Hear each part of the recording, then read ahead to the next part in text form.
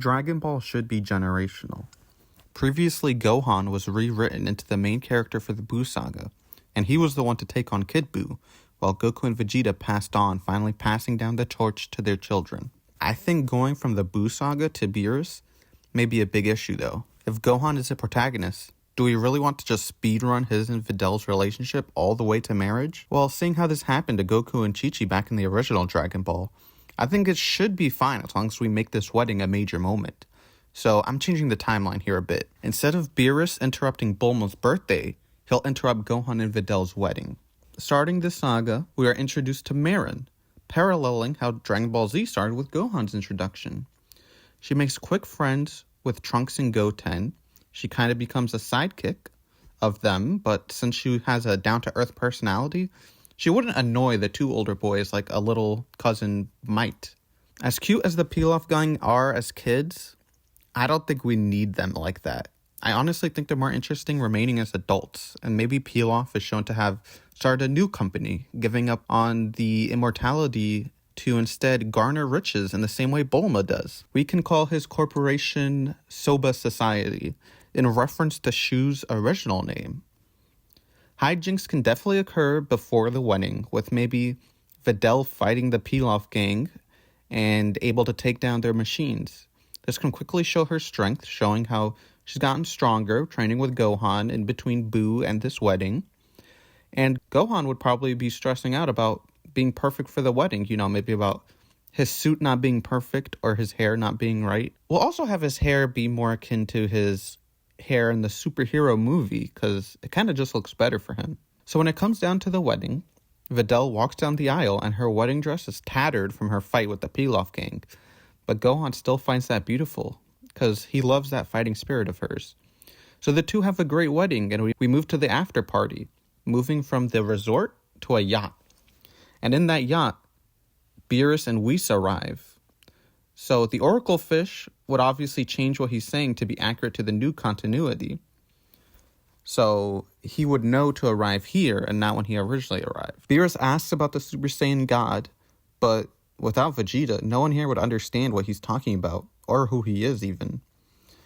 Gohan would politely ask Beerus to leave, but Beerus would definitely refuse. He would probably just begin eating their food, and Buu, being the big eater, wouldn't like that. It's then when Dende would say that he can sense God Ki in Beerus, and the biggest difference here to the original is that I think Ultimate Gohan should have God Ki. He would be the only one with God Ki here, other than Dende, but I think he should have God Ki. We want this transformation to truly be an ultimate transformation, and if we also want to differentiate from just potential unleashed, like from Guru, we want it to be special, since it was a divine being who brought out the power in Gohan, a Supreme Kai no less.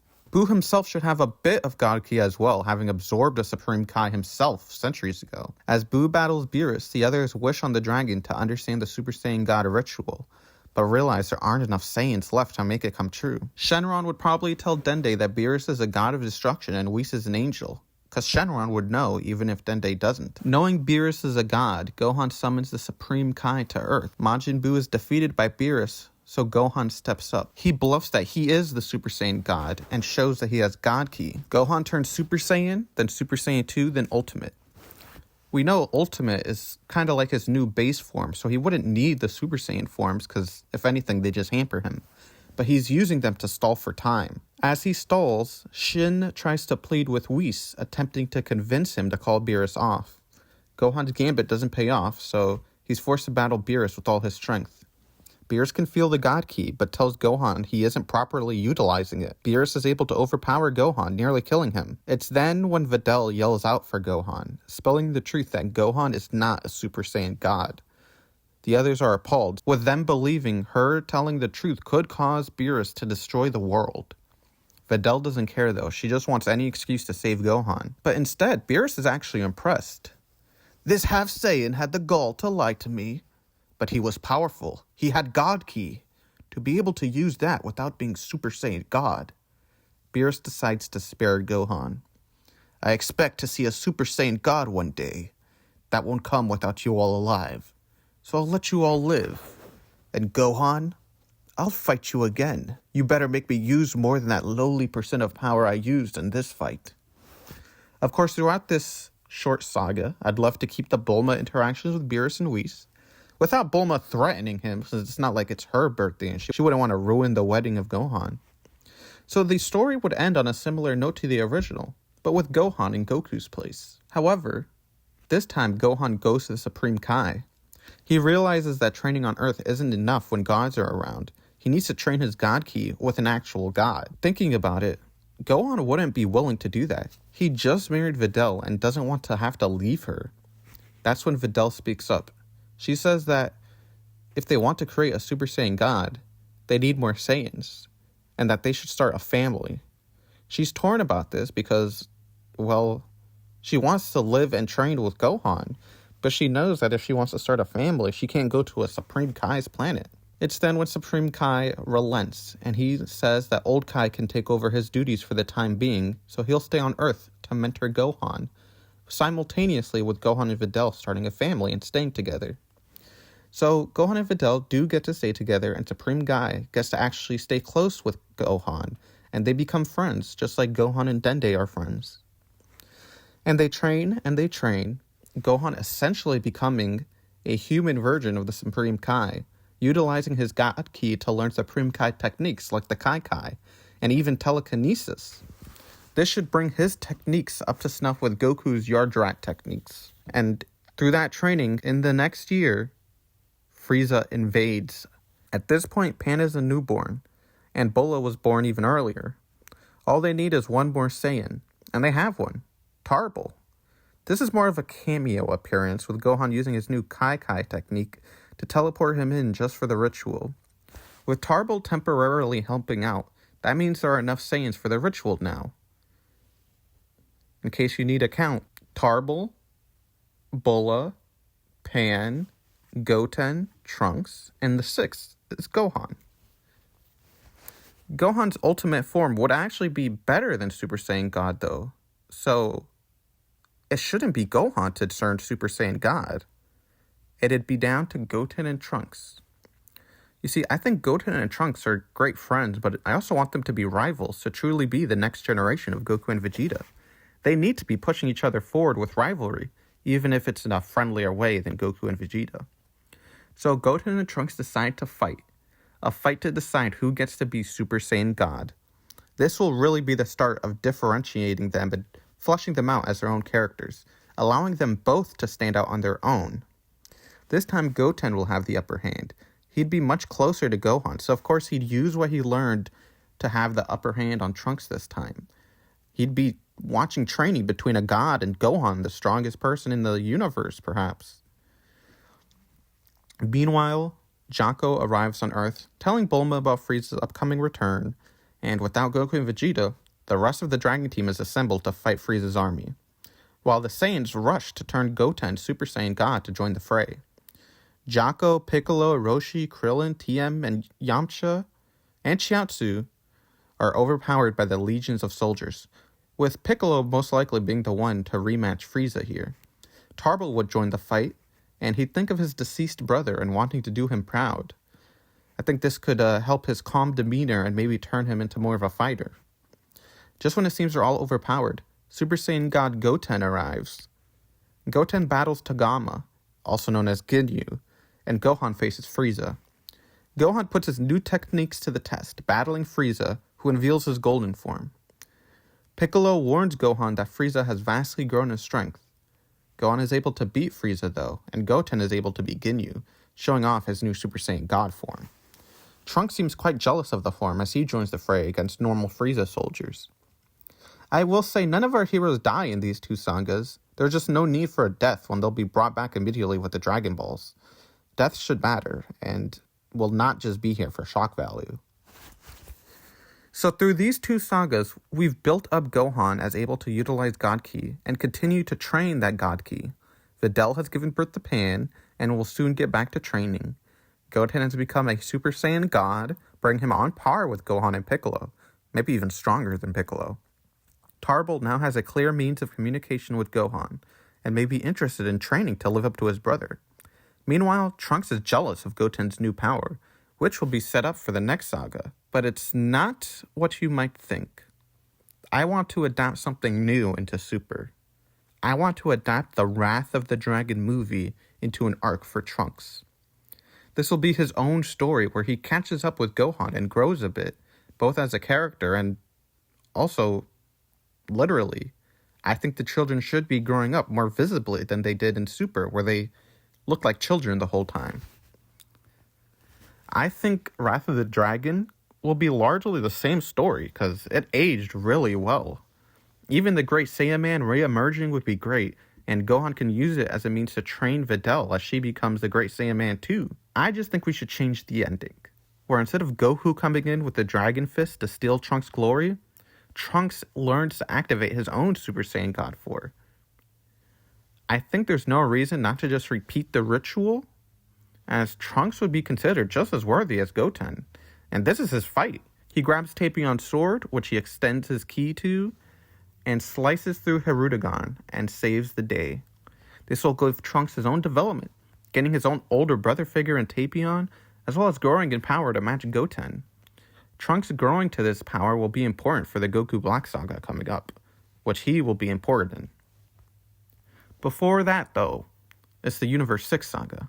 Champa challenges Beerus, and we have to choose our 5 for a 5 versus 5. Gohan, Goten, Trunks, Piccolo, and Buu are the obvious ones, so we'll go with them. Beerus has no reason to include Monica since he doesn't have the same relationship with these characters he has with Goku or Vegeta. We'll start with Buu versus Botama, and Buu actually loses. This is because to beat Botama requires actual smarts, and Buu just does not have that. I know this may be disappointing to some, because Buu is a great battler, but he just doesn't do well in the confines of a tournament like this. Who does have great smarts is Piccolo, though, and he would have a multitude of techniques to use and take out Botama. After Botama would be Frost, and Piccolo loses to Frost because Frost cheats. So Goten fights Frost next and is able to keep up. He even jokes that he should have been the one to fight Golden Frieza instead of having to fight Ginyu. Frost, however, will cheat, but this time it's caught by Jocko, who's watching. This disqualifies Frost, who gets angry and tries to steal the reward and leave, but Hit stops him. Next is Piccolo, since he was reinstated after it's revealed he only lost due to cheating. He fights Vegeta. Piccolo will lose to Vegeta, just not having the luck Vegeta did. So next is Goten against Vegeta, who uses his smaller stature to his advantage, and he even uses his speed and Super Saiyan God form to avoid the giant robot.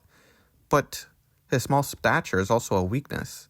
It's not enough to take out such a heavy robot guy like this. Even as a Super Saiyan God, he cannot eliminate Vegeta, even when he has the upper hand. So then, it's Trunks versus Vegeta. All seems hopeless. Until Trunks starts talking smack, as Trunks tends to do, and he can see Vegeta weaken. He abuses this to win, just like Vegeta did. I think him coming up with insult after insult for him could be quite funny. The next match would be Trunks versus Kaba. Trunks would feel awkward because Kaba just reminds him of Vegeta, and Vegeta's not around in this. Trunks tries to be nice at first, and even tries to teach him how to go Super Saiyan, but it doesn't work. He says Kaba is actually starting to remind him more of Tarble than his own dad. So Trunks tries to embody his dad and how his dad would encourage Tarble. Unfortunately, Vegeta's kind of a rude guy, so this comes out as Trunks insulting Kaba. Kaba would be confused why Trunks would suddenly act so rude when he's been nice before, but Trunks would just keep going. I think Trunks would insult Kaba to the point that Kaba would go Super Saiyan. Trunks would congratulate him, saying that he's proud, and he wonders if his dad felt like that when Trunks became Super Saiyan. Kaba is too focused being mad, but Trunks feels cocky. He agrees to stay in base Super Saiyan form and battle him on equal footing. Trunks would win here, but he'd apologize for all he said after the match. He and Kaba would become friends of a kind. Then it's Trunks versus Hit. Trunks goes all out on Hit, using Super Saiyan God against him, but Hit's time skip is too powerful.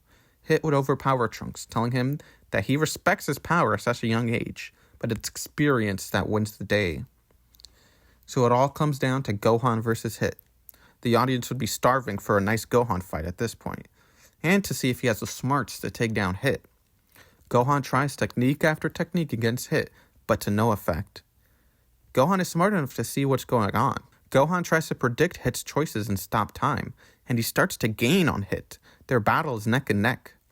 And at the end of the battle, Hit just can't go all out.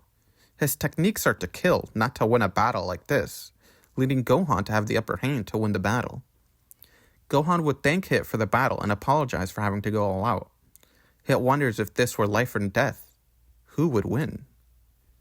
It's then when Zeno arrives. Gohan and Piccolo would force Goten and Trunks to treat him with respect, but I don't think they could control Buu as easily. Buu and Zeno would actually get along, though, talking about how they like fighting and their other childish interests.